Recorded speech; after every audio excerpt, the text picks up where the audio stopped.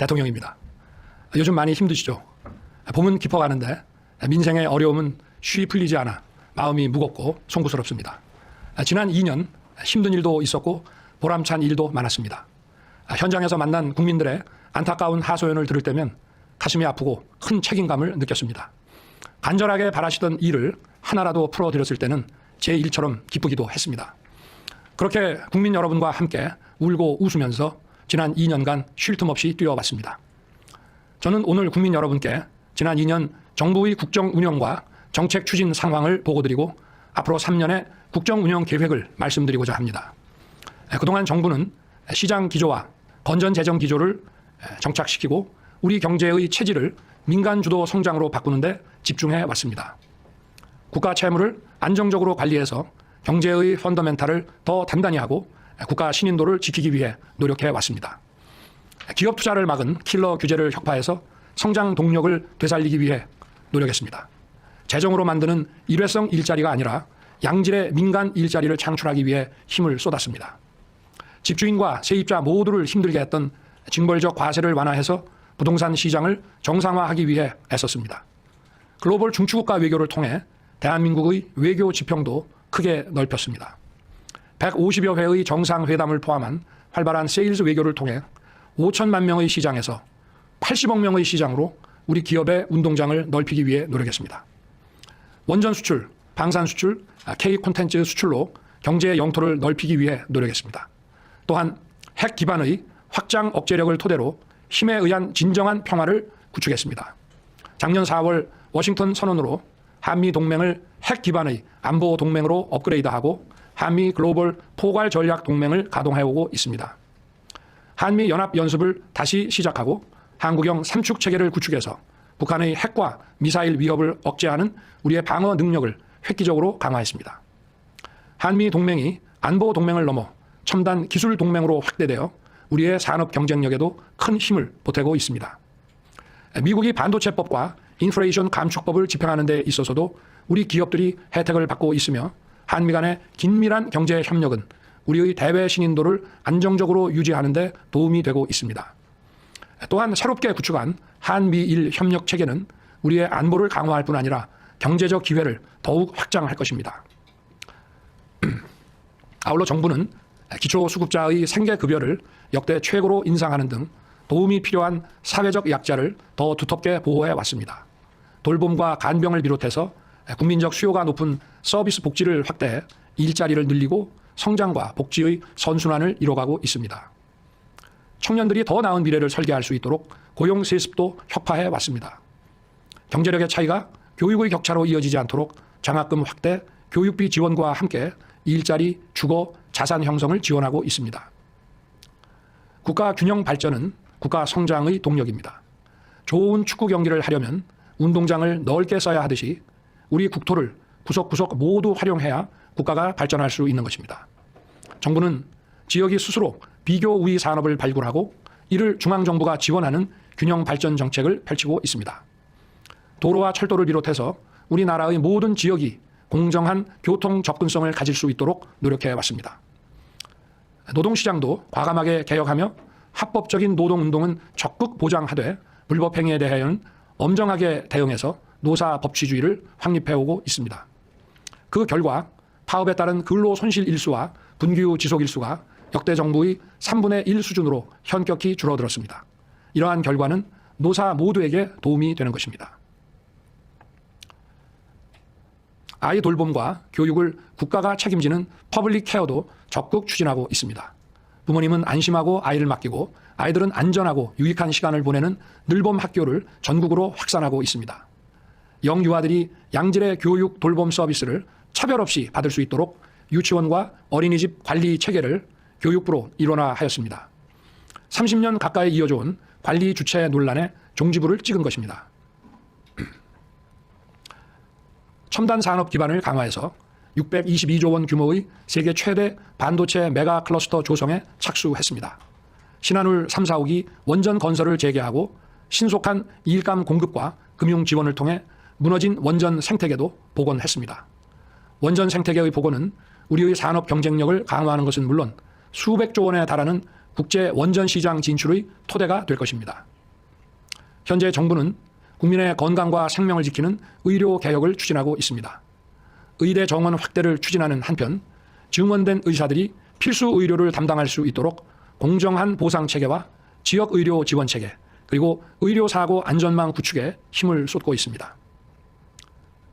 국민 여러분, 지난 2년 저와 정부는 시급한 민생 정책에 힘을 쏟으며 우리 사회의 개혁에 매진해 왔습니다. 하지만 국민 여러분의 삶을 바꾸는 데에는 저의 힘과 노력이 많이 부족했습니다. 앞으로 3년 저와 정부는 국민의 목소리에 귀를 기울여 더욱 세심하게 민생을 챙기겠습니다. 국민과 함께 더 열심히 뛰어서 경제를 도약시키고 대한민국의 새로운 미래를 열겠습니다. 다행히 곳곳에서 우리 경제 회복의 청신호가 들어오고 있습니다. 최근 OECD는 한국의 올해 성장률을 2.6%로 상향 조정했습니다. 이는 국민소득 2만 달러가 넘는 G20 국가들 가운데 가장 높은 수준입니다. 세계 3대 신용평가 기관인 스탠더드 앤 푸어스는 2026년 우리 1인당 GDP가 4만 달러를 넘을 것이라고 전망했습니다. 국민과 기업, 정부가 함께 뛰며 이뤄낸 성과라고 할 수 있습니다.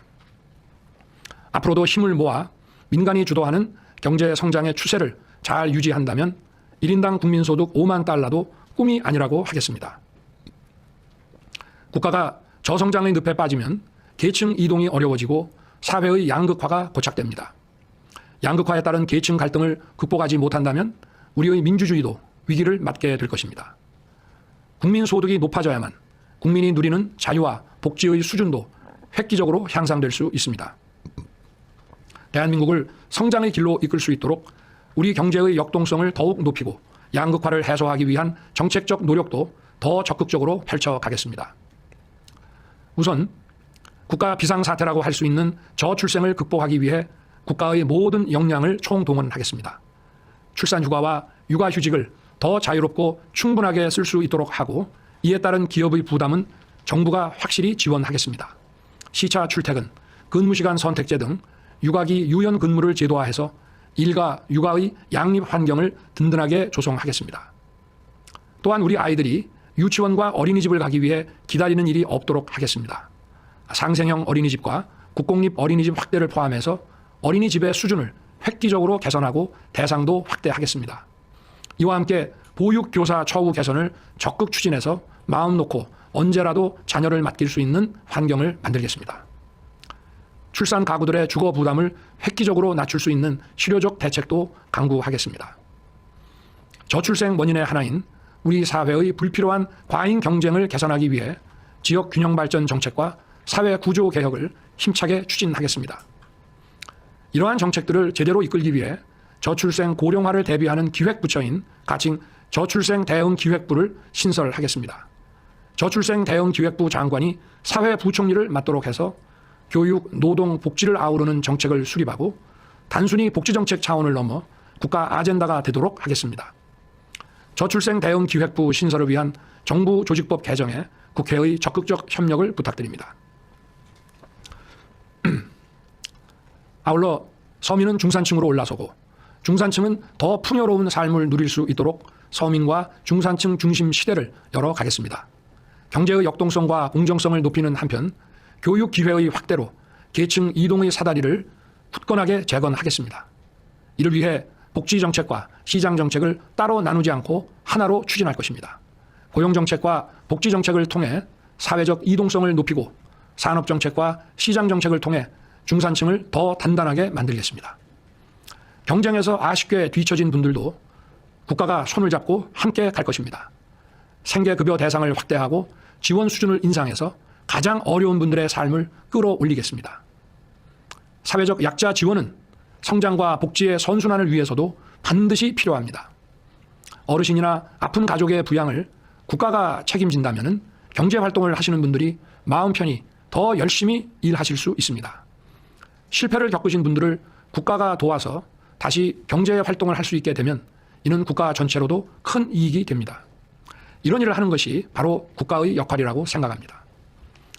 노사 문제 역시 계층 간 대립 구도로 보는 낡은 시각에서 벗어나 노사 모두에게 실질적인 도움이 되도록 하는 것이 우리 정부의 목표입니다. 세제 지원, 규제 혁신을 통해 기업이 성장하면 근로자들에게 좋은 일자리가 많이 생기고 또 그로 인해 임금 소득이 증가하면 기업과 근로자 모두가 윈윈하는 것입니다.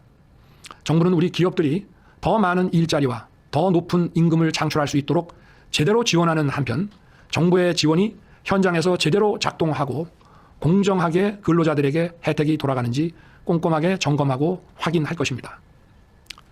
코로나 팬데믹의 터널은 벗어났지만 소상공인과 자영업자들은 매출 감소와 고금리 부담으로 여전히 어려움을 겪고 계십니다. 정책 자금 확대와 금리 부담 완화를 포함해서 적극적인 지원 방안을 마련하겠습니다. 정부는 서민과 중산층 중심 정책을 더욱 강력하게 추진해서 체감할 수 있는 민생의 변화를 반드시 이루어내겠습니다. 천만 어르신 시대를 맞아 어르신의 삶도 더욱 꼼꼼하게 챙기겠습니다. 임기 내에 기초연금 지급 수준을 40만 원으로 인상하겠습니다. 어르신 일자리를 확대하는 가운데 요양과 돌봄 체계를 강화해 활력 있고 편안한 어르신의 삶이 가능하도록 하겠습니다. 아울러 돌봄 사각지대에 있는 최중증 발달 장애인 지원을 대폭 강화하고 수요자 중심의 장애인 개인 예산제도 시행하겠습니다. 국민 여러분, 저는 현장의 어려움을 직접 확인하고 이를 해결하기 위해 노력해 왔습니다마는 세계적인 고물가, 고금리, 고유가 상황에서 민생의 어려움을 다 해결해 드리지 못했고 정책의 속도도 국민 여러분의 기대에 크게 미치지 못했습니다. 앞으로 3년 국민의 삶 속으로 더 깊숙이 들어가겠습니다. 현장 중심으로 민심을 청취하고 수요자 중심으로 정책 아젠다를 발굴해서 적극 실천해 나아가겠습니다. 정부 부처 간 벽은 물론 부처 내 각 부서 간 벽도 과감하게 허물어서 각 분야 공직자들이 머리를 맞대고 빠르게 민생 문제를 해결하도록 만들겠습니다. 정부의 노력이 실질적인 민생의 변화로 이어지도록 더 세심하게 더 열심히 챙기겠습니다. 국민 여러분, 정부가 민생을 위해 일을 더 잘하려면 국회의 협력이 반드시 필요합니다. 앞으로 여야 정당과 소통을 늘리고 민생 분야 협업도 더욱 강화하겠습니다. 국회에도 당부 말씀을 드립니다. 정쟁을 멈추고 민생을 위해 정부와 여야가 함께 일하라는 것이 민심이라고 생각합니다. 개인 종합자산 관리 계좌의 비과세 한도를 확대하는 조세 특례 제한법과 금융투자소득세를 폐지하는 소득세법 개정은 많은 국민들께서 간절히 바라셨던 법안들입니다.